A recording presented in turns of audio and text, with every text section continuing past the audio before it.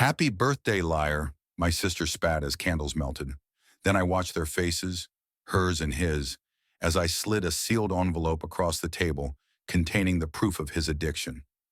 I felt a cold satisfaction, precise and private. When he reached for the envelope, the family unraveled. My name's Daniel. I'm 32, a hospitality manager in Miami, the kind of guy who keeps people smiling while their lives quietly fall apart behind hotel doors. It's a skill, calm surface, chaos underneath. That's probably why no one suspected what I was doing for the last 6 months. It started with a phone call from my sister Amy. She sounded small. That wasn't like her. Daniel, they froze my account. The credit card's maxed out, and Tom says it's my fault. Tom, her husband. My brother-in-law, the guy everyone in the family loved because he was charming, funny, and good with money. He was the one who managed their investments, their savings, even helped my parents refinance their house last year. I told her to send me her statements. She hesitated. He said he already took care of it. That was the first red flag. When I finally got the documents through a friend who worked at the bank, I saw the truth. Dozens of cash withdrawals from ATMs near casinos in Broward. High-interest loans from shady online lenders. Transfers from their joint account to one labeled Tom J. Holdings. Amy didn't know any of it existed. I didn't tell her right away. I needed proof, not just suspicions, because if I accused him and turned out wrong, I'd destroy her trust forever. But if I was right and I said nothing, she'd drown while he kept smiling. So I started digging. During the day, I managed weddings and corporate retreats at the hotel.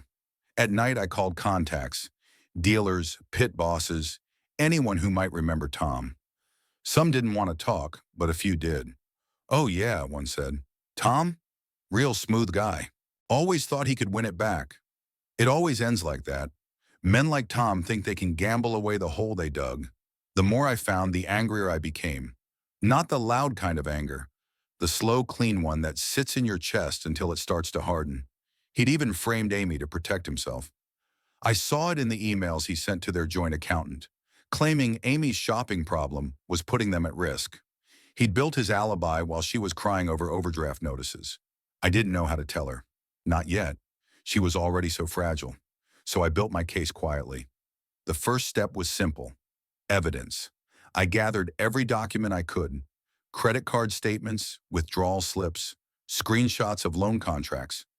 I talked to a friend at a private firm who traced his online gambling accounts.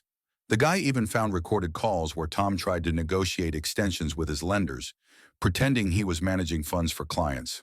He was stealing from my family and lying to everyone. Then came the second step, isolation. I started with subtle things. A call to our cousin Mark, who handled some of our family's legal stuff.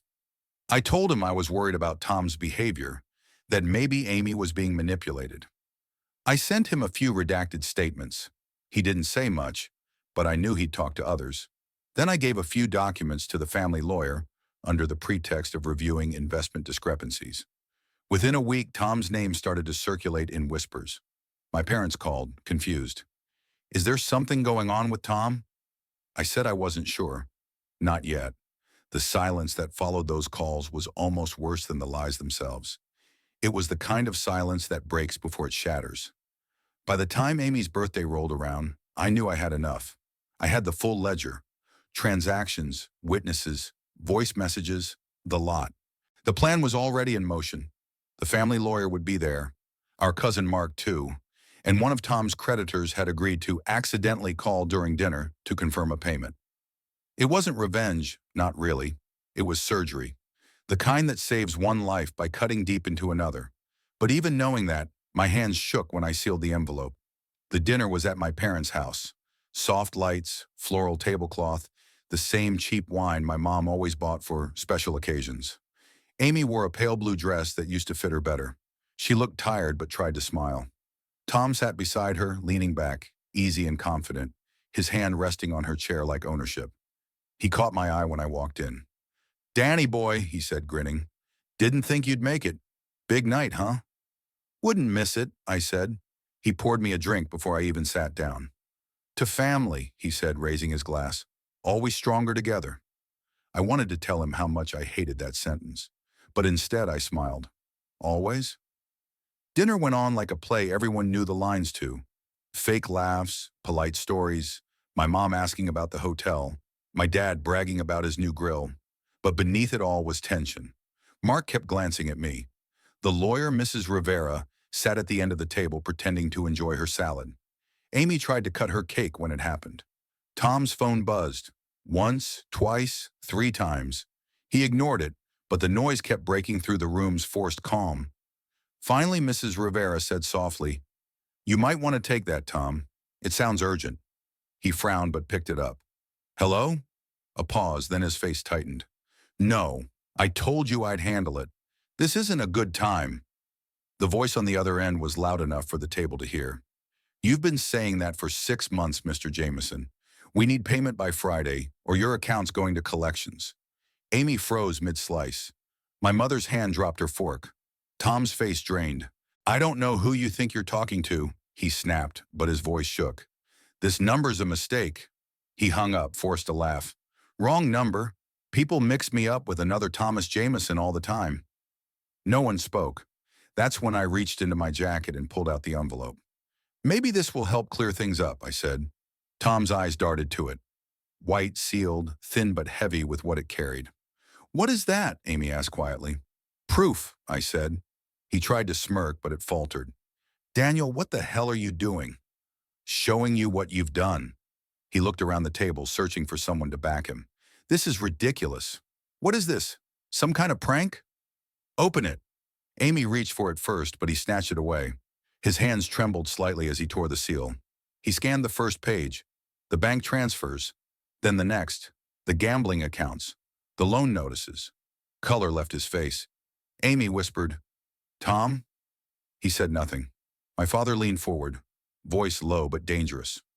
"Is this true?" Tom looked up, and for the first time since I'd known him, he didn't have a smile ready. He opened his mouth, but no words came out. Mrs. Rivera cleared her throat softly. "I believe these documents are legitimate. I received some of them last week for verification." Amy turned to me, wide-eyed, shaking. "You knew?" "Yeah," I said. "I had to be sure before I told you." Tom slammed the table suddenly, plates rattling. "You set me up. You think you're better than me, Danny? You have no idea." "Sit down," my father said. But Tom didn't. He stood there, chest heaving, eyes darting between me and Amy, like he could still find a way out. "Listen to me," Tom said, voice cracking. "I can fix this. It's not what it looks like." Amy's lip trembled. "You stole from us." He shook his head too fast. "No, I borrowed. I just needed time to turn it around.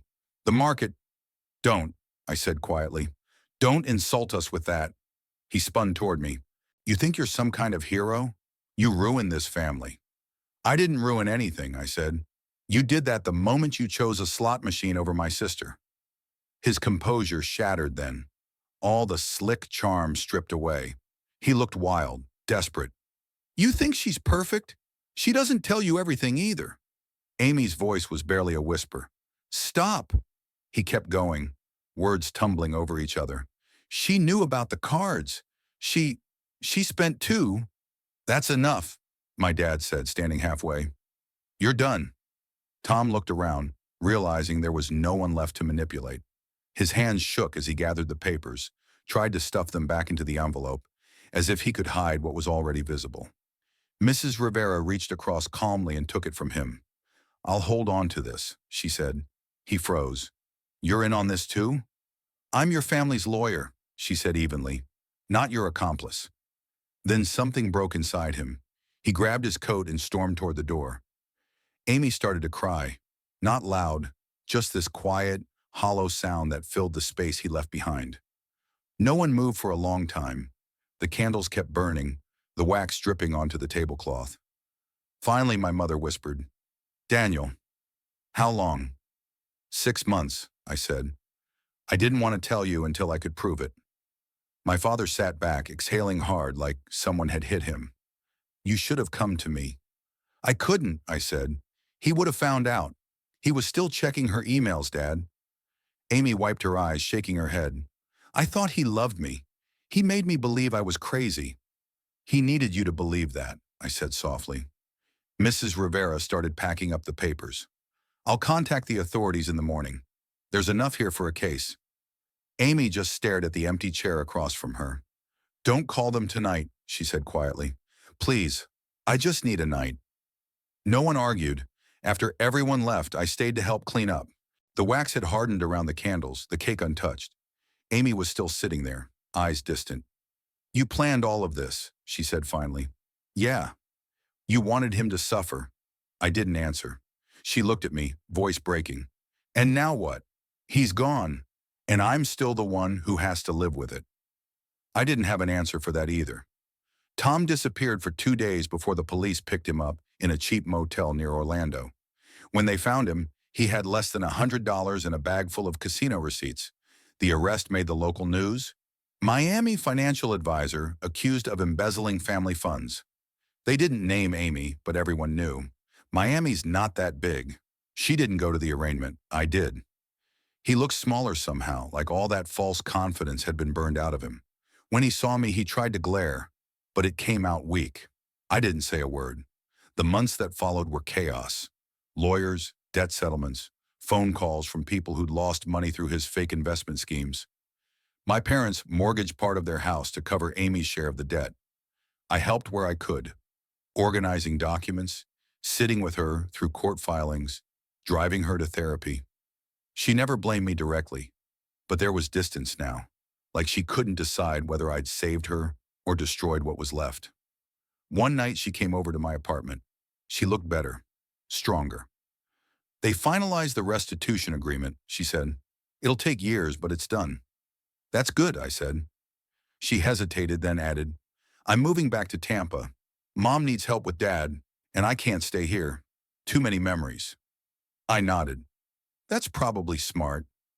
She looked around, her eyes landing on the framed photo of us as kids, her arm around me, both of us covered in sand. You were always the one fixing things, she said quietly, even when they broke because of me. They broke because of him, I said. She smiled sadly. You're sure? I wanted to say yes, but the truth was, I wasn't, because part of me knew I hadn't just exposed Tom. I'd enjoyed dismantling him. I'd savored each step of his downfall. After she left, I poured a drink and sat on the balcony, watching the city lights pulse below. The night was humid, the air thick with salt and regret. Somewhere down there, people were laughing in bars, losing money at the same casinos that had swallowed Tom whole. I wondered if any of them thought they were in control. Months later on my birthday, Amy called. Her voice sounded lighter. I just wanted to say thanks, she said, for everything. I'm okay now. Really. I believed her. After the call, I sat for a long time, listening to the ocean through the window. For the first time in years, I didn't feel like I was holding my breath. I'd thought revenge would feel sharp, like victory, but it didn't. It felt quiet, heavy. Maybe that's the price of seeing people for who they really are. You can't unsee it, and maybe that's fine. Because in the end, Amy was free, and I could finally let go of what it took to make her that way.